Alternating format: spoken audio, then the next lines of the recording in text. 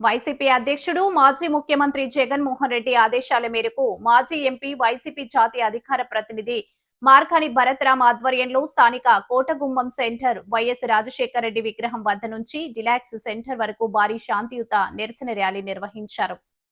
ఈ సందర్భంగా మార్గాని భరత్రామ్ మాట్లాడుతూ రాష్ట్రంలోని 175 నియోజకవర్గాల్లో ప్రజలు ప్రభుత్వ వైఫల్యాలపై తీవ్ర అసంతృప్తితో రోడ్లపైకి వచ్చారని పేర్కొన్నారు. ఎన్నికల సమయంలో ఇచ్చిన సూపర్ 6 హామీలను అమలు చేయడంలో ప్రభుత్వం పూర్తిగా విఫలమైందని ఆరోపించారు. సూపర్ 6 హామీలు మోసపూరిత ప్రచారంగా మారాయని, ఎన్నికల సమయంలో నిరుద్యోగులు, మహిళలు, యువత, రైతులు, పేదల కోసం గొప్పగా హామీలు ఇచ్చిన ప్రభుత్వం అధికారంలోకి వచ్చిన తర్వాత వాటిని పూర్తిగా విస్మరించిందని విమర్శించారు. నిరుద్యోగులకు తొలి సంతకం డిఎస్సిపై చేస్తామని చెప్పి ఇప్పుడు నియామక ప్రక్రియను వివాదాస్పదంగా మార్చారని ఆరోపించారు. రాష్ట్రంలో కోట్లాది మంది నిరుద్యోగులు ఉద్యోగాల కోసం ఎదురుచూస్తుండగా ప్రభుత్వం వారిని పూర్తిగా నిరాశపరిచిందన్నారు.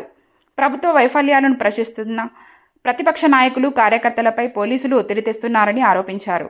తన నివాసంలోకి పోలీసులు అనుమతి లేకుండా ప్రవేశించి వ్యక్తిగత గదుల వరకు తనిఖీలు నిర్వహించడాన్ని తీవ్రంగా ఖండించారు. తన నివాసంలోకి ప్రవేశించిన పోలీసు అధికారులపై న్యాయపరమైన చర్యలు తీసుకుంటామని భరత్రామ్ హెచ్చరించారు. 175 నియోజకవర్గాల్లో ఈ ప్రభుత్వం ప్రజా వ్యతిరేక పాలన నిర్వహిస్తూ ఉన్నారు.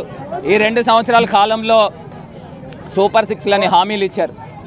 ఏ ఒక్క హామీ అయినా పూర్తిగా నిలబెట్టుకున్నారా? ఇవాళ గ్యాస్ రేట్లు మండిపోతున్నాయి. మీరు ఇస్తా అన్న 6 సిలిండర్లు ఎక్కడున్నాయి? రాష్ట్ర వ్యాప్తంగా 50 లక్షల పైచీల కుటుంబాలు ఉన్నాయి.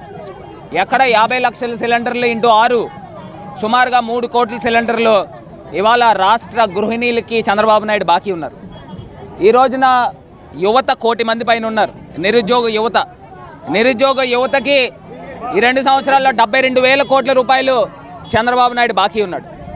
18 సంవత్సరాల నుంచి 60 సంవత్సరాల లోపల ఉన్న మహిళలు 1 కోటి మంది దాకా ఉన్నారు. 1 కోటి మందికి 72,000 కోట్ల రూపాయలు మహిళలకి చంద్రబాబు నాయుడు బాకీ ఉన్నాడు. డిఎస్సి తొలి సంతకం అన్నారు. ఏది నీ తొలి సంతకం? అక్రమాలతో ఉద్యోగాలు అమ్ముకున్న ప్రభుత్వం చంద్రబాబు నాయుడు ప్రభుత్వం. దీనిపైన సిబిఐ ఎంక్వైరీ చేయాలి. ఇవాళ నేను అడుగుతా ఉన్నా, శాంతియుతంగా మేము నిరసన దీక్ష చేస్తూ ఉంటే పోలీసులు మా ఇంటికి వచ్చారు. 30-40 మంది పోలీసులు వచ్చి నా బెడ్రూమ్లోకి వెళ్ళే రైట్ ఎవరిచ్చారని అడుగుతా ఉన్నా. మీరేంటంటే పోలీసులు అంటే ఏమనుకుంటున్నారు? మీరు మా ప్రైవేట్ బెడ్రూమ్లోకి మీరు వచ్చి సోదాలు చేశారు. మేమన్నా టెర్రరిస్టులా? మీ దగ్గర ఏమన్నా అరెస్ట్ వారెంట్ ఉందా? ఏ రకంగా మా బెడ్రూమ్లోకి వస్తారు? ఇవాళ సీసీ కెమెరాలు ఉన్నాయి.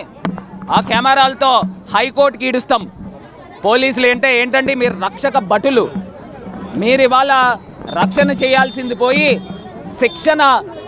మీరు శిక్ష వేసే పౌరుల్ని శిక్ష వేసే మీ అహంకారాన్ని హైకోర్టులోనే తేల్చుకుంటాం. అయ్యా డీజీపీ గారు, ఒకటే చెప్తా ఉన్నాం, ప్రభుత్వాలు మారుతాయి. చంద్రబాబు నాయుడు జీవితాంతం ముఖ్యమంత్రిలా ఉండడు.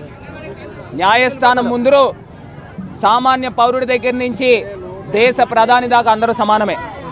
ఇవాళ మీకు ఎవరిచ్చారండి హక్కు మా బెడ్రూముల్లోకి వచ్చి తనిఖీలు చేయాల్సింది? ఇవాళ పోలీసుల్ని డిమాండ్ చేస్తూ ఉన్నాము, మీరు బహిరంగ క్షమాపణ వైఎస్ఆర్ కాంగ్రెస్ పార్టీ నాయకులకి, కార్యకర్తలకి చెప్పాలి.